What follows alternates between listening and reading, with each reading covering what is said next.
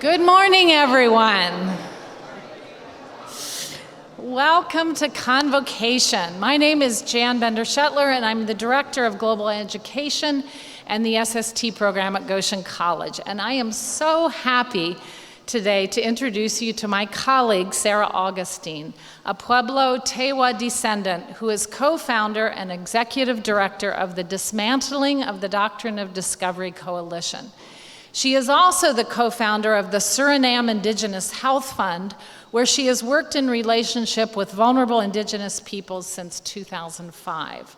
She has represented the interests of Indigenous community partners to their own governments, the Inter-American Development Bank, the United Nations, the Organization of American States Inter-American Commission on Human Rights, the World Health Organization, and a host of other international actors, including corporate interests.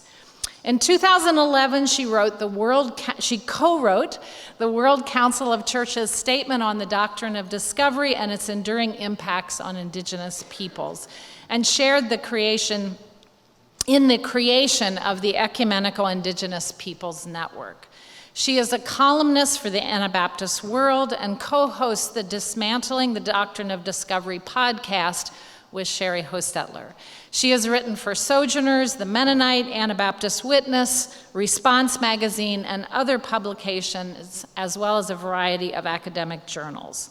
A sociologist, she has taught at Heritage University, Central Washington University, and Goshen College, where she taught the Global Issues course for our first Navajo Hopi SST in summer 2021, and will teach it again remotely in the upcoming SST this summer, which is followed by 6 weeks in Arizona, and there's still space, so sign up now. She lives in Washington State, so she's a long way from home, and serves in a leadership role on multiple boards and commissions to enable vulnerable people to speak for themselves in advocating for structural justice. She and her husband, Dan Peplow, and their son live in the Yakima Valley of Washington. And she is the author of the book, which you see up here, The Land is Not Empty, Following Jesus in Dismantling the Doctrine of Discovery. We are so honored to have her here at Goshen College and in the Goshen community this week, talking to student, faculty, and church groups, and helping us to discern the institutional and individual response to these issues of structural justice. Sarah is also a warm and welcoming person that is a joy to interact with. So after Convocation, please join us in the fellowship rooms just down the hall for coffee and pastries and an opportunity for more conversation. In the fellowship rooms after Convocation, there will also be an opportunity to actively get involved in this work of creating more just relationships. Amazingly enough, today is the day, probably right now, when the Supreme Court is hearing a legal challenge to the Indian Child Welfare Act, which you may not have heard of. But in 1978, this much-needed law established the basic requirements to protect Native American children from continued forced removal from their families, tribes, and tribal culture. And if you know something about the history of Native American relations, you know that is a very long-term and difficult history. The challenge to this law is thus a challenge to tribal sovereignty. Indigenous families, leaders, singers, dancers, traditional practitioners, elders, knowledge keepers, youth, and allies from all over are respectfully demonstrating support for ICWA on the steps of the Supreme Court in Washington, D.C. this week and today as we are gathering here. So after Convocation, you are invited to demonstrate support for ICWA by making handmade signs and gathering on the lawn between the church chapel and Main Street. Jane Ross Richer has poster board and pens available in the fellowship rooms during the coffee time. The purpose of this demonstration is to bring to attention, to educate people, to show support for this current law that protects Indigenous sovereignty, and we hope you can join us. So now, please join me in giving a warm Goshen College welcome to Sarah Augustine, who will be speaking on.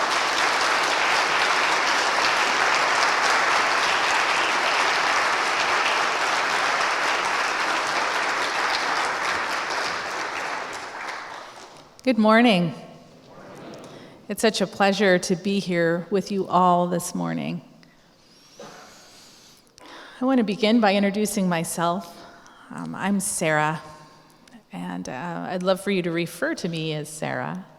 I am coming to you this morning from the homeland of the Confederated Bands and Tribes of the Yakima Nation, the Yakima Reservation, where I live with my family as a guest and a visitor there.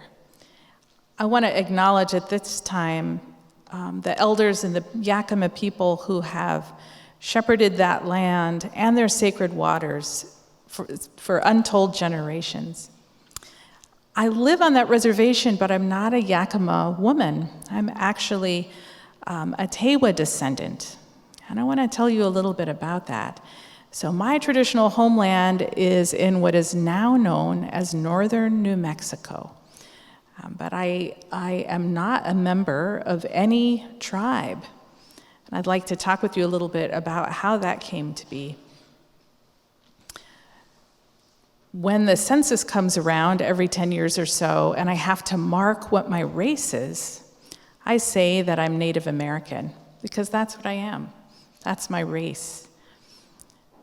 However, I'm not a member of any tribe as a result of the forced removal of Indigenous children from their families and their homelands and their peoples, their language and spirituality and ways. I am the daughter of a person who was removed at birth. So my father was removed from his family at birth. And I'm going to talk with you a little bit about that this morning. And so I wanted to let you know that while I claim the lineage of my grandmother, this young woman who lost her son at birth, a Tewa woman, a woman of the round earth from the Nambe Pueblo in what is now known as northern New Mexico, I'm proud to stand as a descendant of this woman, as a descendant of my father, a little infant baby who was taken away from that young woman and put into an institution, a Catholic institution, for all of his childhood.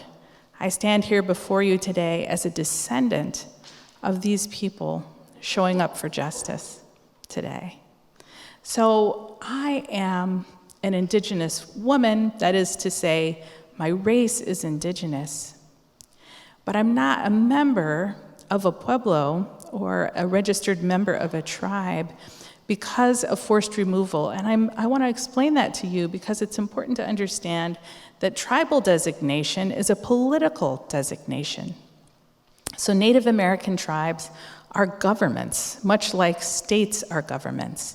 And they have sovereignty over the people who are within their constituency. And so for me to be a member of a tribe, I would have to be acknowledged by a tribal government. Therefore, my status, my political status, is a displaced person, a person who is displaced from my home. Specifically, the United Nations calls this internal displacement. So I'm an internally displaced person in my own country. So the Indian Child Welfare Act was created to protect children from this kind of fate that my father faced. In 1978, Congress did a study to examine why 1 in 4 Native American children at that time were living outside the homes and lands and custody of their parents. 25%, 1 in 4 Native American children were removed and put in foster homes across the country, often hundreds of miles away from their kin. So Congress did a study and found that of those children, 25% of the Native American population, 90 to 95% of them were in non-Native homes. This is a very effective strategy for removing Indigenous peoples from their lands. In the United States, we have had a variety of policy eras to remove Indigenous peoples from their lands, starting with removing Indigenous people from the eastern part of the United States and pushing them south of the Mississippi, the reservation era, further shrinking their homelands by putting them on often the least desirable land, the allotment era, which further shrunk Indian reservations, where much of those lands were sold as surplus. But of all of those eras, by far the most effective way to remove Indigenous peoples from their lands is through child removal, starting with the boarding school system, and then after the boarding school era and even throughout the boarding school era, removing Indigenous peoples from their families, kin, and homelands into foster care. And that's my story. That's my origin story, to be removed. The Indian Child Welfare Act was created to help Native American children stay in their homelands. At the time that the study was done in 1978, the primary reason Native children were removed from their homes was neglect. And this was a code word for poverty, because they were living in environments and in cultural settings that were not well understood by the dominant culture. They were considered to be inappropriate as an environment to raise a child, and these children were removed. The Indian Child Welfare Act said if a child must be removed, they should be placed with kin. And this became the basis for child protection across most of the United States. The Indian Child Welfare Act is considered to be the gold standard policy for keeping children united with their families. Reunification is the goal. So the Indian Child Welfare Act, or ICWA, says the first preference is for Native American children to stay with their kin. If there can't be a kin placement, if there aren't any extended relatives where a child could go, then they should be placed with another member of their tribe. And if they can't be placed with another member of their tribe, they should be placed, the third preference is for another Native American family. And if all of those are extinguished, then a Native American child could be placed with a white family or could be adopted by a white family. But the goal is to help Native American children remain in their homeland with their culture and their language and their people. And this law that was put in place in 1978 is now under attack. And in fact, it has been challenged more times in the United States than the Affordable Care Act. Have you guys heard of the Affordable Care Act? Yeah, that's been challenged a lot of times, but not as many times as ICWA. ICWA has been challenged over and over and over again.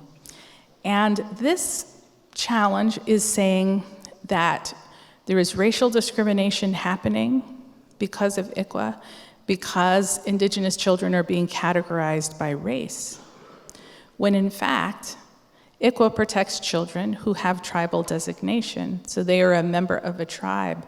And perhaps most importantly, it gives their tribe the right to have a say in their placement. So tribal elders and leaders are the ones that get to determine what's in the best interest of that child when they're placed. And so with the removal, if the Indian Child Welfare Act is removed, it will turn back 120 years of case law related to Native American sovereignty. So this is a really big deal. And I guess I want to reflect on it in thinking about my own life story, and if ICWA had been in place when my father was an infant, would he have been able to remain in a home where they were speaking his own language, where he had access to his kin, where he had access to his culture, where he had access to the sacred lands of his people? He had none of those things, and I want to tell you that in my experience growing up, his inability to have access to those things was devastating, and I want to tell you why. My culture is important to me, and I care about it, but it's not because I wish I had a deeper sense of culture. It's because my father struggled with mental illness and addiction and incarceration throughout my life. So I grew up in an environment of poverty and violence and chaos as a result of child removal. When we talk about these things, like policy errors towards Indigenous peoples, we often think, oh yeah, that happened, a long time ago. But it's happening now. It continues to happen now. The effort to remove Indigenous peoples from their lands is going on now. I want to tell you about another situation that's going on that actually also has the attention of the Supreme Court. And this is Resolution Copper is putting in the largest copper mine in the history of the United States in the desert in Arizona. Have you heard about this? Could you raise your hand if you know about Resolution Copper? I know some of you do. In fact, I also want to ask, just put you on the spot here, if you are on the cross-country team, if you would stand up. Look at them all together. Let's give them a hand.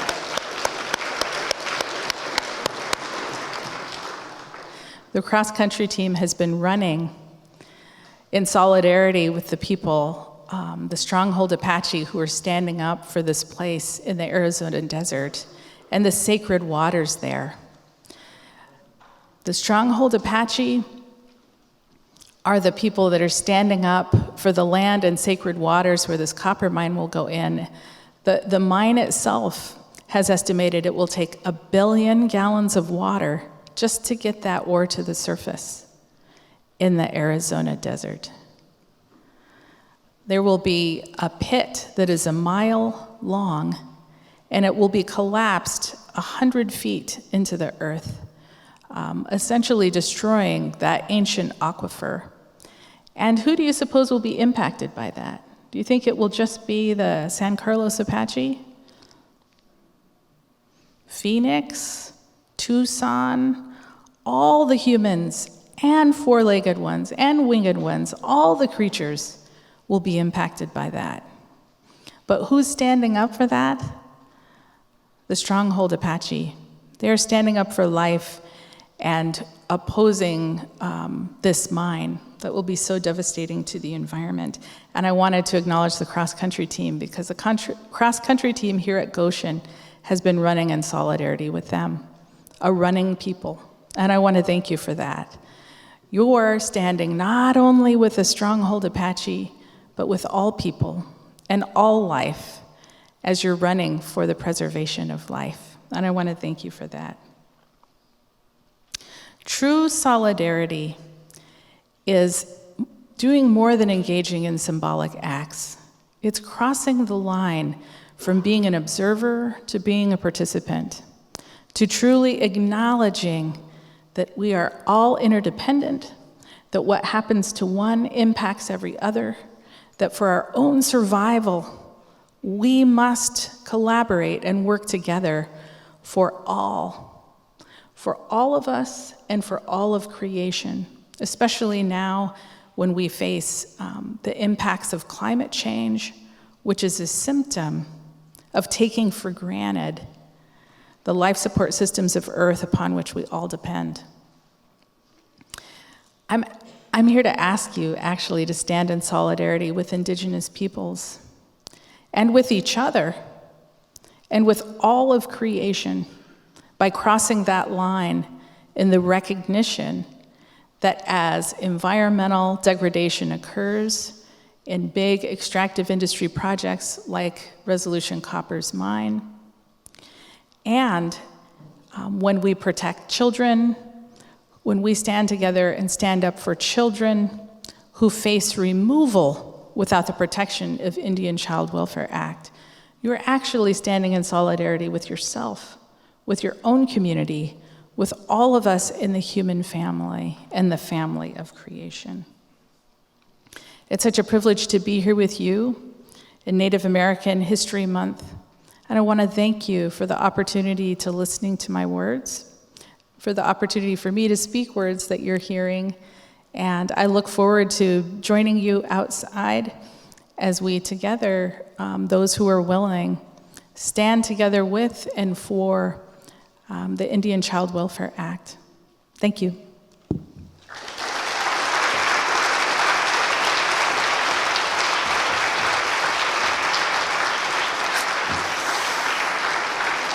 Okay.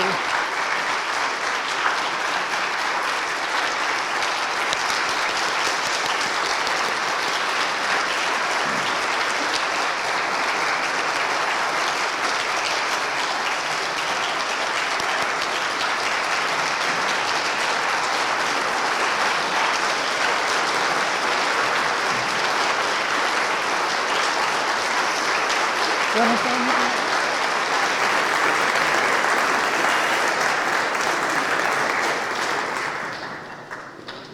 Thank you. Thank you so much. I hope that you're all eager to have some individual words with Sarah and continue the conversation. We have got coffee and pastries and lovely things in the fellowship room. So join us there, and there'll be things to make signs if you want to join us in support of the Indian Child Welfare Act. So thank you so much, and you are dismissed.